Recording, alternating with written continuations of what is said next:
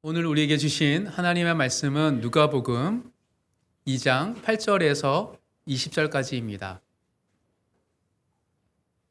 누가복음 2장 8절에서 20절까지 제가 한 절, 여러분이 한 절 함께 교독하고요.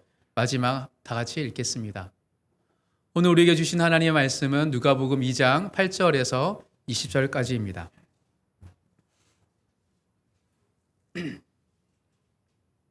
누가복음 2장 8절에서 20절 제가 먼저 읽겠습니다.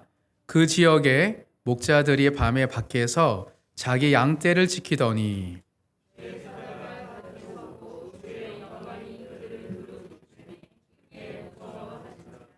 천사가 이르되 무서워하지 말라. 보라, 내가 온 백성에게 미칠 큰 기쁨의 좋은 소식을 너희에게 전하노라.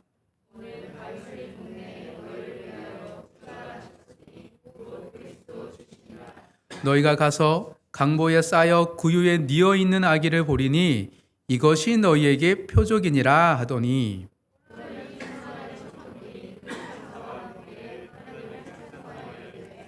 지극히 높은 곳에서는 하나님께 영광이요 땅에서는 하나님이 기뻐하신 사람들 중에 평화로다 하니라.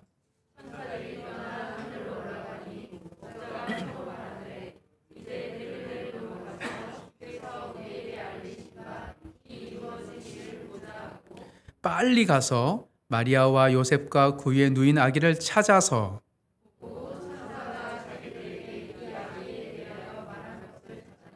듣는 자가 다 목자들이 그들에게 말한 것들을 놀랍게 여기되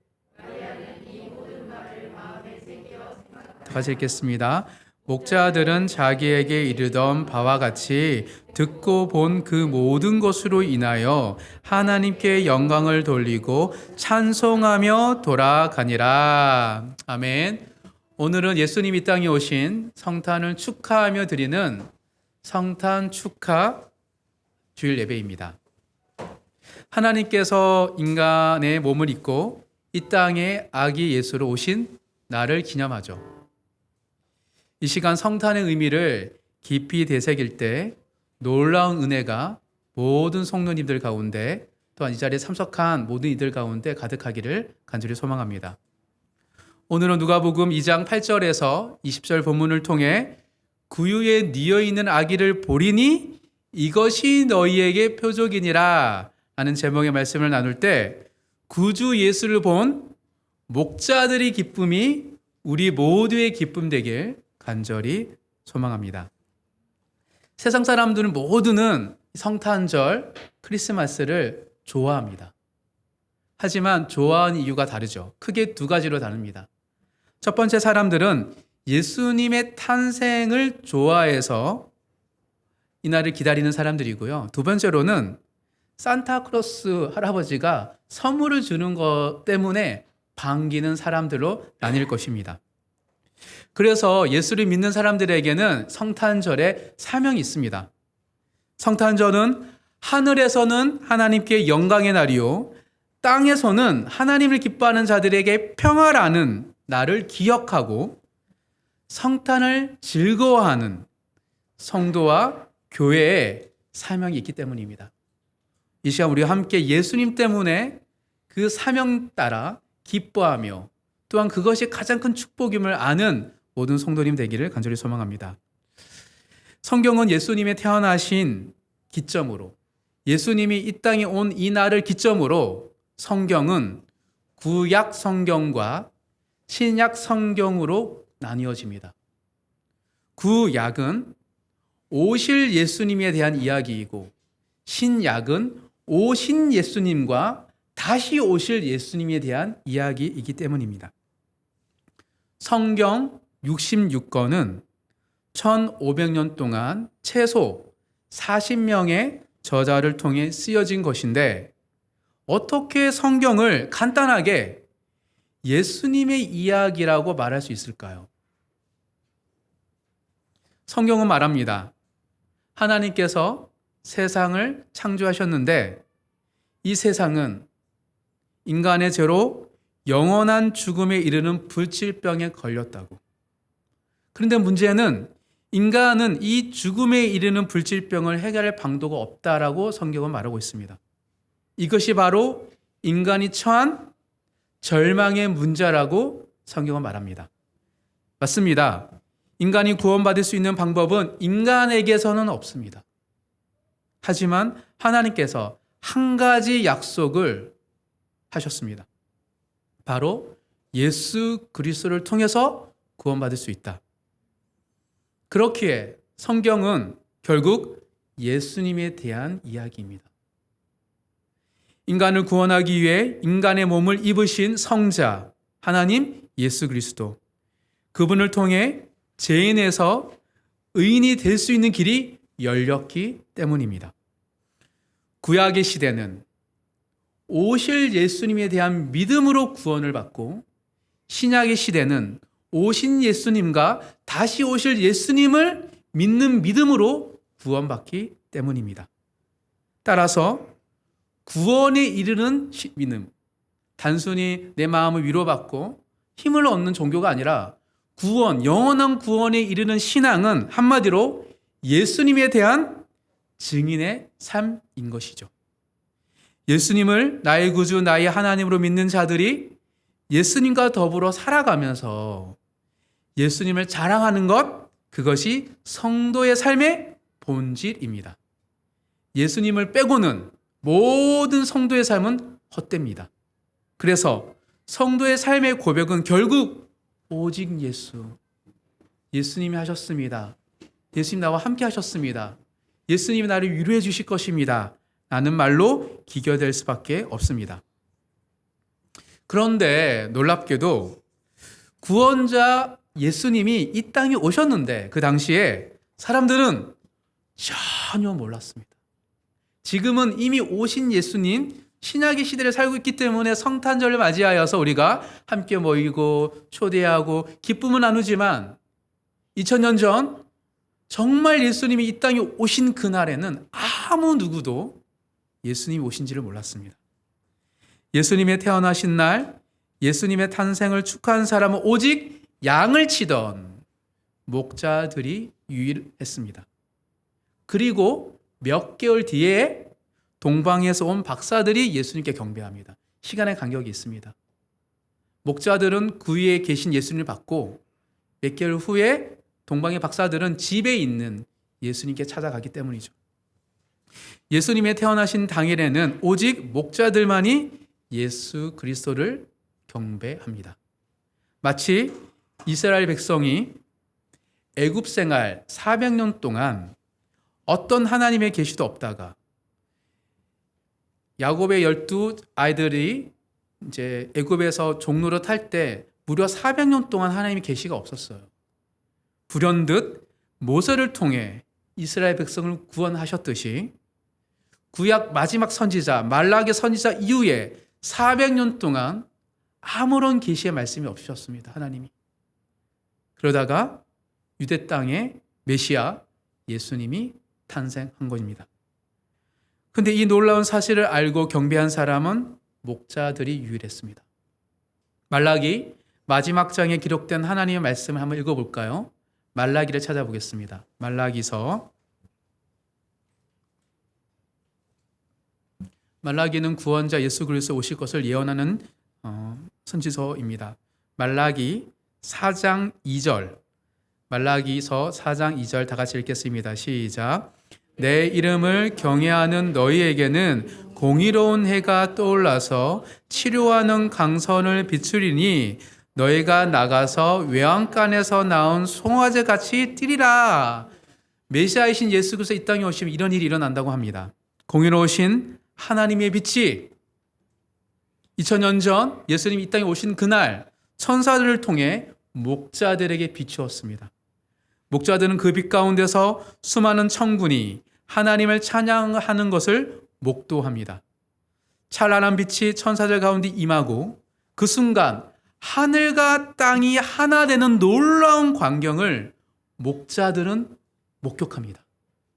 상상만 해도 경이롭지 않습니까?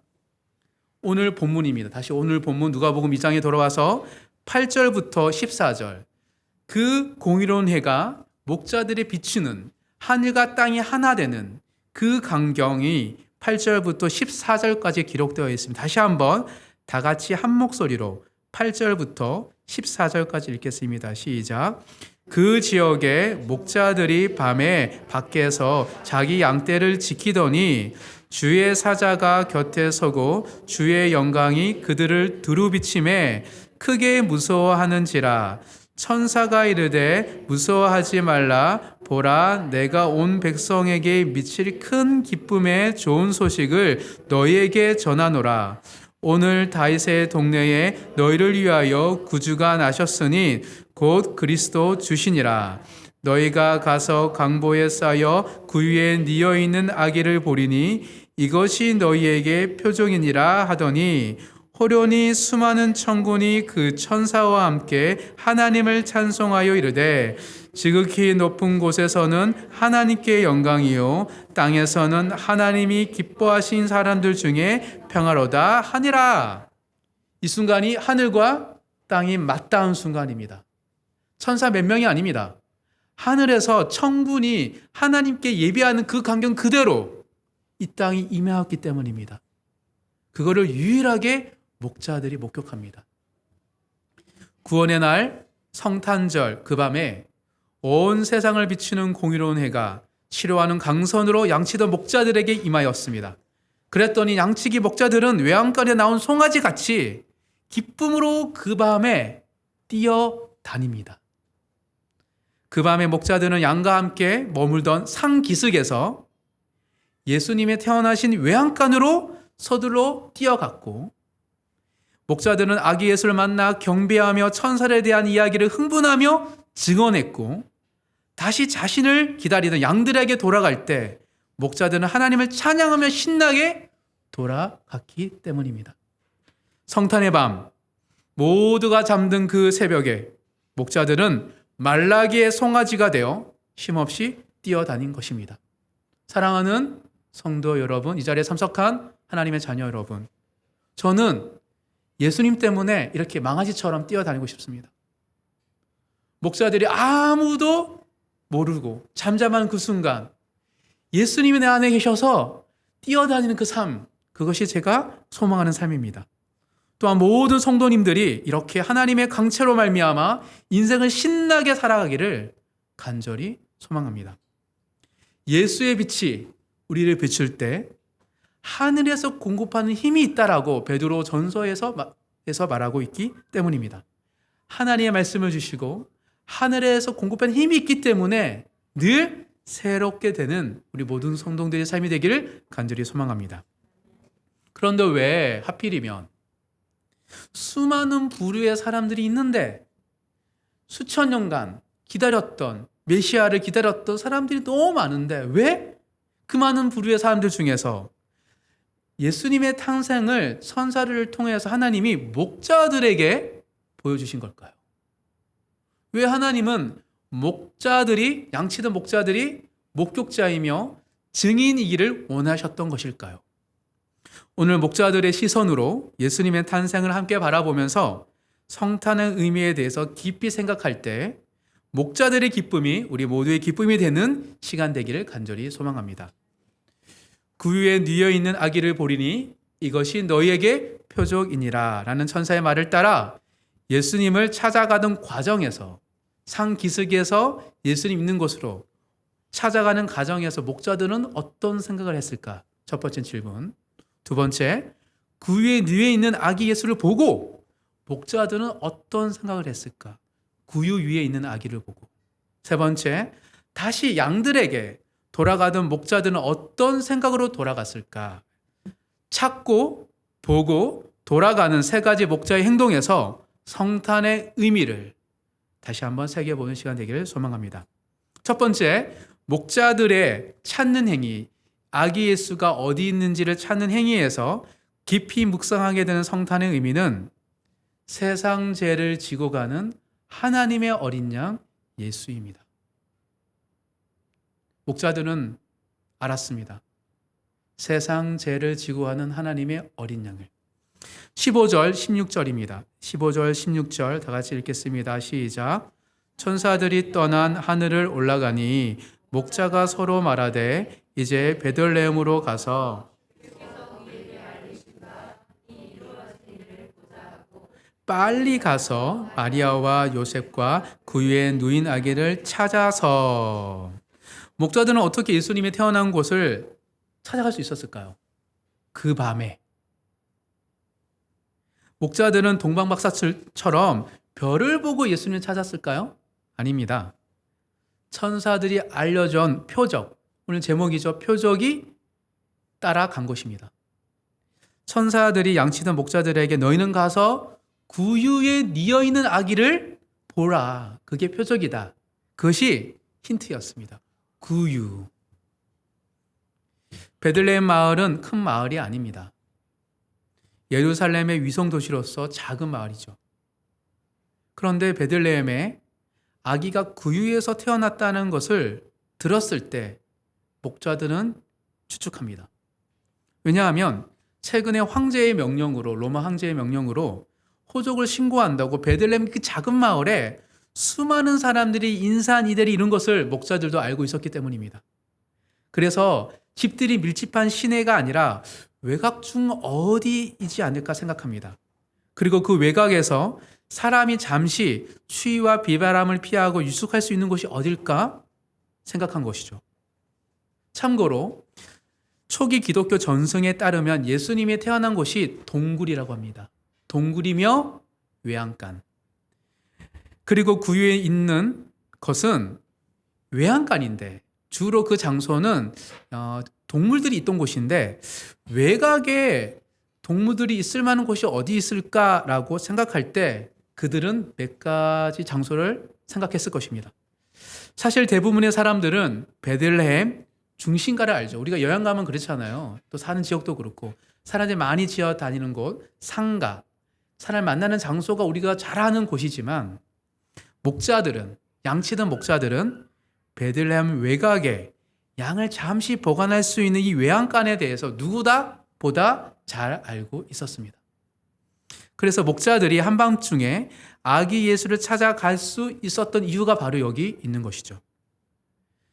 참고로 베들레헴 목자들의 주된 수입원은 양을 잘 키워서 파는 건데 어디 팔아야지 가장 돈이 많이 남을까요?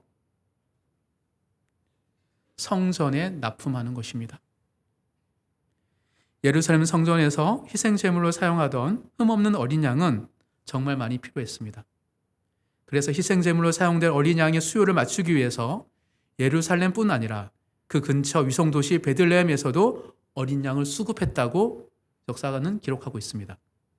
그래서 베들레헴 목자들도 주된 수입원은 극상품 어린 양을 성전 희생제물로 납품하는 것이 그들의 가장 주된 수입원이었습니다. 그렇게 베들레헴 목자들은 애지중지하면서 키운 극상품 어린 양을 성전 상인에게 팔기 위해 마을 외곽, 외양간에 자주 이용했던 것입니다.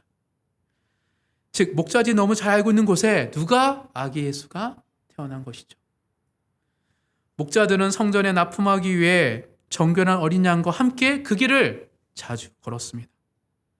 그러면서 내가 그토록 소중한 키우고 예쁘고 사랑스러운 이 어린 양이 누군가의 죄를 대신하여 희생된다는 사실에 가슴이 아프기도 하고 때론 막중한 책임감으로 그 길을 걸었던 것입니다. 그렇게 수없이 오고 갔던 그 길을 지금 목자들은 구주 예수를 보기에 송아지처럼 달려가고 있는 것입니다. 그러면서 목자들은 이렇게 생각했을 것입니다. 온 세상의 죄를 지고 죽는 어린 양은 과연 어떤 모습일까? 하나님께서 애지중지 키우신 하나님의 어린 양은 얼마나 순결할까? 그런 기대감으로 그들은 그 길을 내려갔던 것이죠. 요한복음을 찾아보도록 하겠습니다. 요한복음 1장 29절입니다. 요한복음 1장 29절. 요한복음 1장 29절 다 같이 한 목소리 읽겠습니다. 시작. 이튿날 요한이 예수께서 자기에게 나오심을 보고 이르되 보라 세상 죄를 지고 가는 하나님의 어린 양이로다. 온 세상을 구원하시기 위해 하나님은 당신의 독생자 예수를 희생 제물로 하나님 어린 양으로 세상에 보내셨습니다.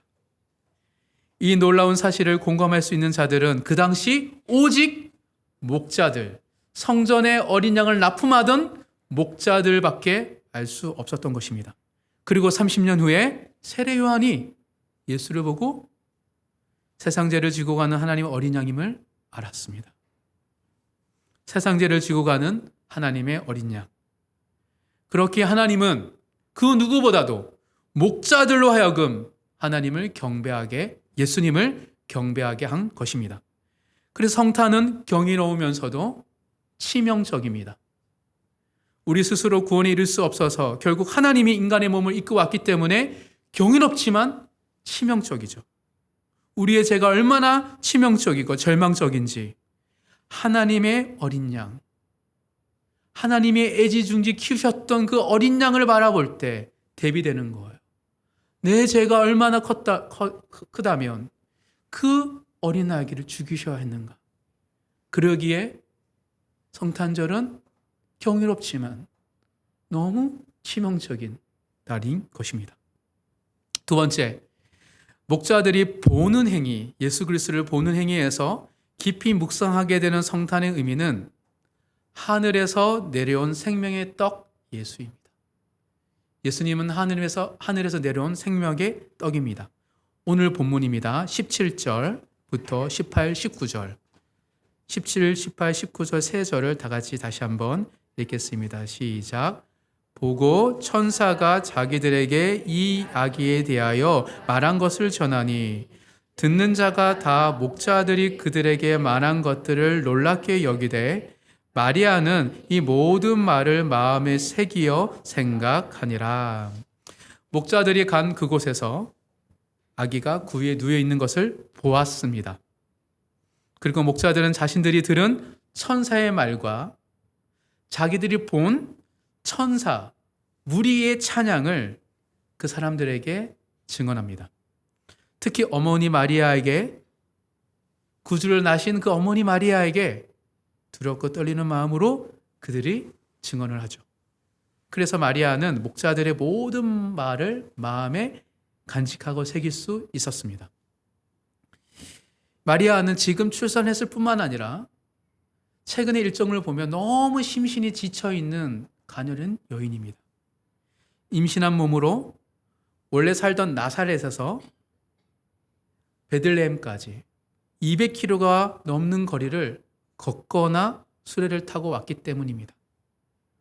만삭의 몸으로 최소 한 달이 넘는 걸어서 여행을 하는 이동의 거리를 걸어왔기에 얼마나 발이 퉁퉁 붓고 지쳐있고 힘들었을까요? 그런데 도착한 베들레헴에는 쉴 곳이 없습니다. 인산 이루는 사람들 때문에 여간은 불사하고 그 도시의 길거리마다 사람들이 노숙하고 있었습니다.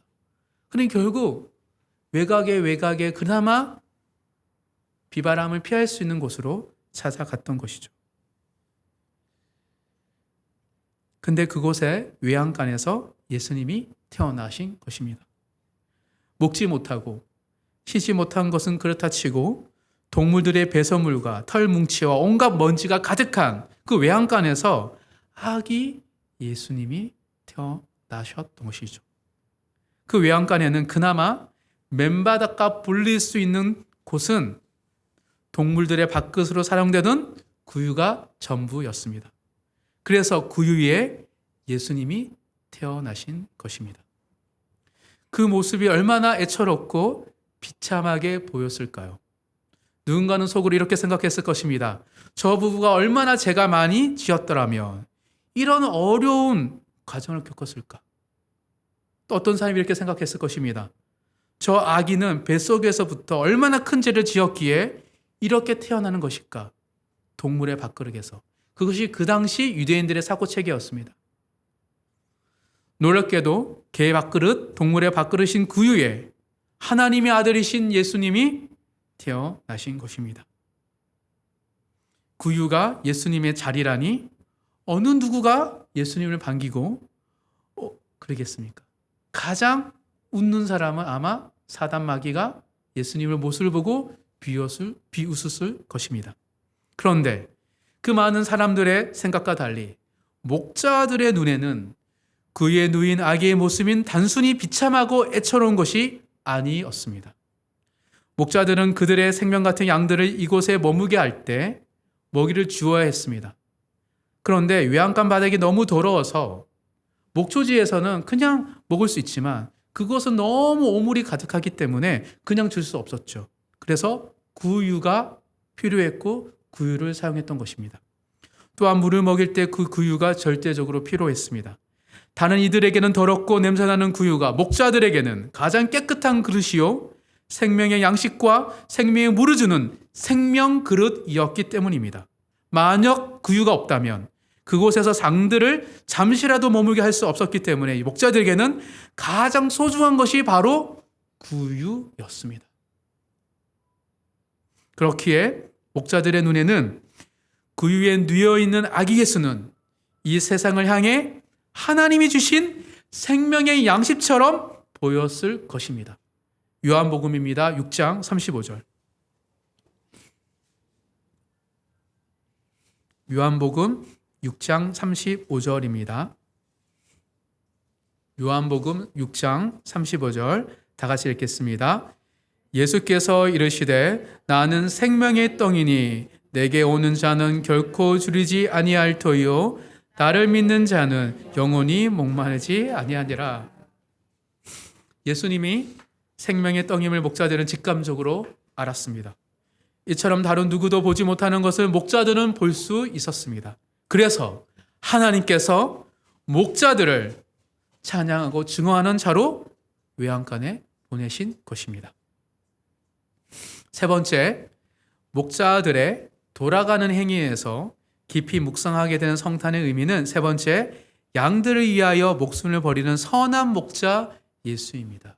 예수는 양들을 위하여 목숨을 버리는 선한 목자이십니다. 오늘 본문입니다. 20절. 마지막 20절 다 같이 읽겠습니다. 시작.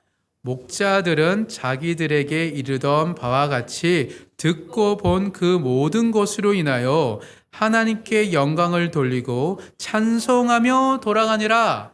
찬송하면서 돌아가고 있습니다. 양을 치던 목자들은 예수님과 함께 오래 머물 수 없었습니다.